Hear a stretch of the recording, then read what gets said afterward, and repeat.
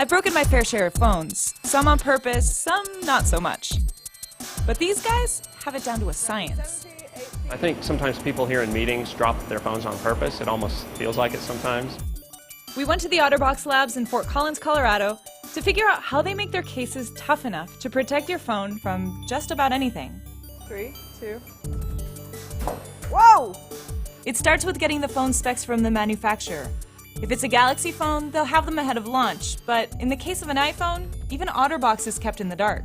About every conference room is booked, and we're live streaming the Tim Cook speech as well, following all the information, all the details and stuff. Within 24 hours, they're ready to 3D print cases in this monster printer to get the feel for how it would work on an actual phone and make the necessary changes before they go to mass production. And that's not even the half of it. The real testing happens inside the pit, an entire lab devoted to torturing cases. Each one goes through a minimum of 24 tests. A lot are industry standards, while others were inspired by customer horror stories. And that's how they came up with the purse test.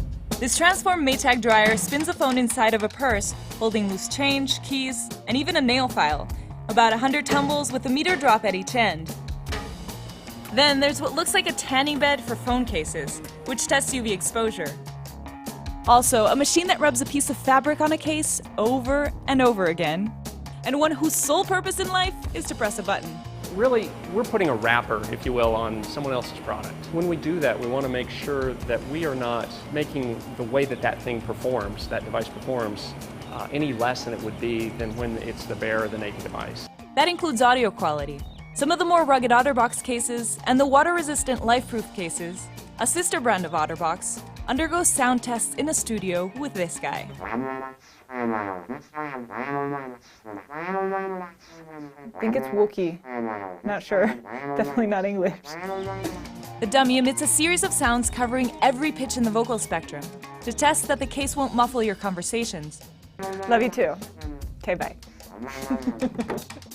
After a day of putting these cases through the ringer, I asked if they ever pushed them beyond the standard testing limits, which is how I ended up standing below the guillotine, the ultimate torture machine that can drop a phone from up to 2 stories.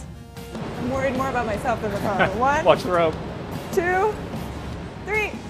Whoa! And though we didn't break anything on our visit, we learned that torture testing is a serious business.